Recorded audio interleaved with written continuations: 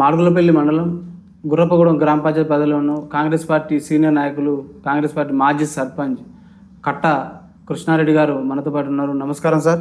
నమస్కారం సార్, మీరు గ్రామ సర్పంచ్గా ఎప్పుడు కొనసాగారు? మీరు మీ సర్పంచ్ చేసిన కాలంలో ఎలాంటి అభివృద్ధి అందించారు సార్ గ్రామానికి? మేము ఇక్కడ నేను అంటే అందాజగా అంటే పోయిన టర్మ్ కాకుండా అంతకుముందు చేసాం. ఆ టర్మ్లో ఎస్సీ కాలనీలో సీసీ రోడ్లు వేసినాం. ఇప్పుడు నూకనాయన చెరువులో బోర్వెల్ వేసి మోటార్ ఫిట్ చేసి నీళ్ళు సప్లై చేసినాం. ఎస్సీ కాలనీలో కంప్లీట్ సీసీ రోడ్లు పోయించినాం. కంప్లీట్గా మాల కానీ మారే కానీ అలా 2 గ్రామాలకు చాలా గలీజ్గా బురదలు ఉండి కొత్త పాటనేల గుంటల మయం అయి ఉంటే అన్నీ శుభ్రంగా చేసి మురికాలువలతో సహా అందరూ పైసా పని లేకుండా చేసినాం. First SC colony. ఆ తర్వాత ఎంపీ గారి నిధులతోటి మీ గుర్రపగూడెంలో మెయిన్ సీసీ రోడ్డు పోసినాం. ఇక్కడ ఈ దేవాలయం గుడి కాడి నుంచి అక్కడ ముత్యాలమ్మ గుడి అని ఉంటుంది, ఈ బజారు మొత్తం వేయించినాం. దీని కొరకు ఎంపీ గారిని పెట్టుకొని గుత్తా సుఖేందర్ రెడ్డి గారు ఉండే వారిని పట్టుకొని సుందర్ నగర్ గుర్రపగూడెం టు సుందర్ నగర్ డాంబర్ రోడ్డు వేయించాం. ఇక్కడి నుంచి ఇందుగుల నుంచి గుర్రపగూడెం నుంచి ఇందుగుల డాంబర్ రోడ్డు వేయించినాం. టెండర్స్ ఇష్టంగానే వారిని చాలాసార్లు తిరిగి రిక్వెస్ట్ చేసి మా 2 గ్రామాలకు అసలు వాటర్ సౌకర్యం లేదంటే రోడ్లు అయిపోయినాయి. ఒక సర్వర్ అందే ఒక డ్యామేజ్ అయ్యింది. ఇప్పుడు అప్పట్లో పోయించడం కానీ అది కరెక్ట్గా పోయలేదు కాంట్రాక్టు. కొద్దిగా సౌట భూములు కాబట్టి డ్యామేజ్ అయింది. కొంచెం ఆ రోడ్డు కూడా అస్తవ్యస్తంగా ఉన్నది, బాగా ఇబ్బంది పడుతున్నారు, చాలా ఇబ్బంది పడుతున్నారు. ఇప్పుడు అది మరి అయ్యే అవకాశం ఉందా? ఎమ్మెల్యే దృష్టికి తీసుకుపోయారా? ఎమ్మెల్యే దృష్టికి తీసుకుపోయాను, ఎంపీ గారి దృష్టికి కూడా తీసుకుపోయాను.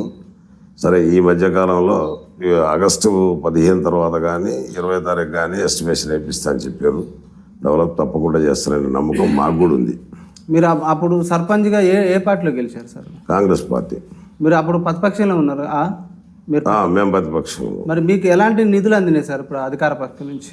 అధికారంలో ఉంది ఎన్ఆర్జీఎస్ పైసలు వచ్చేది, 14th ఫైనాన్స్ వచ్చేది, ఎంపీ గారు ఎమ్మెల్యే గారు ఇచ్చేది డెఫినెట్గా. అప్పుడు మన మిర్యాలగూడెం మాజీ ఎమ్మెల్యే గారు కాంగ్రెస్ పార్టీలో ఉండే, కొంత సహకరించిండు అయ్యిండు. ఆ తర్వాత ఆయన పార్టీ మారటం వల్ల మేము ఇటైనాం, ఆయన అటు అయిపోయాడు.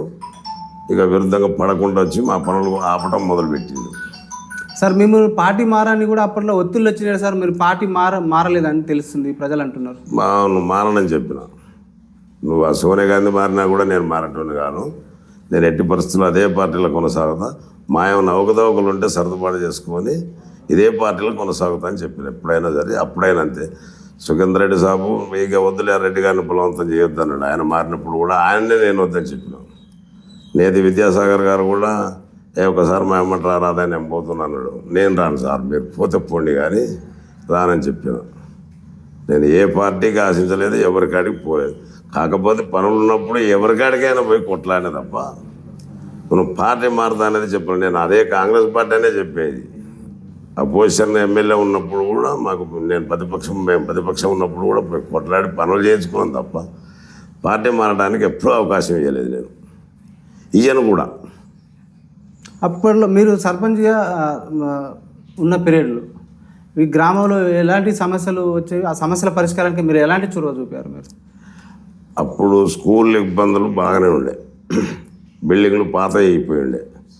దాని కొరకు పోరాటం చేసినాం, ప్రజలను కూడా కొట్టినాం. ఇక్కడ పిల్లలు రాకపోతే కూర్చోబెట్టడం చేసి 2 బిల్డింగ్లు కూడా తెచ్చినాం. కోయలపాడు ఒకటి, ఇక్కడ ఒకటి. మా ప్రయత్నం అంతకనైతే ఎవరికాడికైనా పోయి కొట్లాడుతూనే ఉండేది, ఎంతో కొంత పని చేయించుకునేది. అందువరకు నేను పదవి ఉన్నా లేనప్పుడు కూడా చేసేది. ఏ సామాన్య మానవునికి మామూలుగా ఆపదలు సాపదలు వచ్చినా కూడా హాస్పిటల్లో జాయిన్ చేయడం కానీ, తీసుకుపోవడం కానీ, ఎమ్మెల్యే కోటాల నుంచి కానీ వాళ్ళ రికమెండేషన్లతో కానీ పనులు చేయించుకుంటూ పోతేనే మనమ్మటి ఉన్నారు జనం.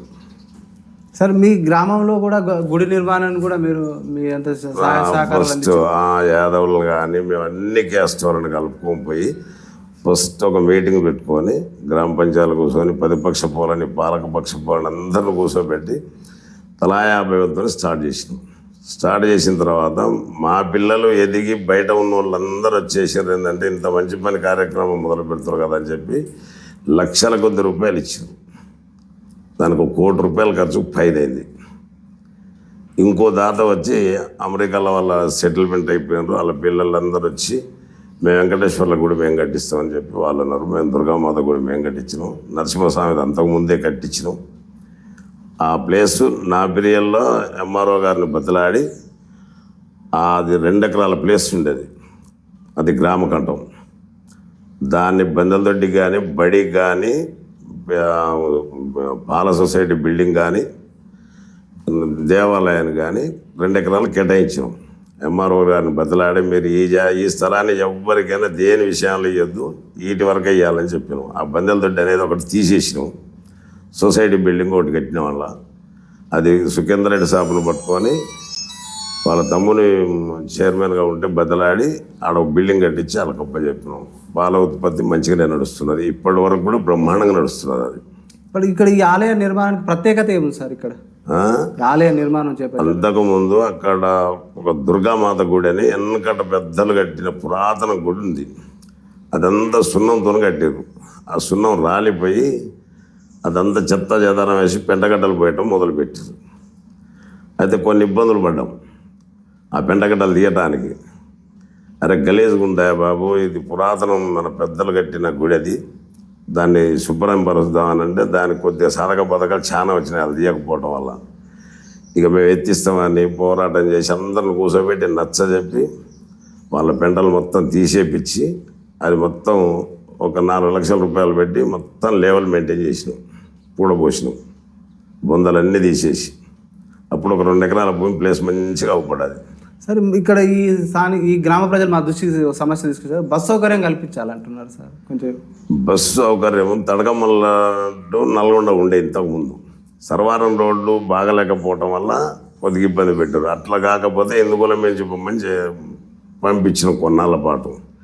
ఆ తర్వాత కొద్దిగా ఆటోలు వచ్చి బాగా జనం ఎక్కకపోయే వరకునే వాళ్ళు కొద్దిగా బ్రేక్ చేశారు. ఈ మధ్యకాలంలో మేము కూడా దాన్ని అధికారుల దృష్టికి తీసుకుపోలేదు. ఈ మధ్యకాలంలో కావాలని బాగా బాధపడుతున్నారు. ఎందుకంటే ఏజీపారైన ముసలి వాళ్ళకు కొద్దిగా స్టేజ్ దగ్గర 10 ఏళ్ళ బీఆర్ఎస్ పాలనకు ఇప్పుడున్న కాంగ్రెస్ 15 ఏళ్ళ కాంగ్రెస్ పాలనకు తేడా అయింది సార్? ఆ గతంలో పరిపాలన ఎట్లా ఉంది, ఇప్పుడు ఎట్లా ఉంది పరిపాలన? అది ఒంటెత్తు పోకడం పోయింది బీఆర్ఎస్ పార్టీ. అసలు తెలంగాణ అంటే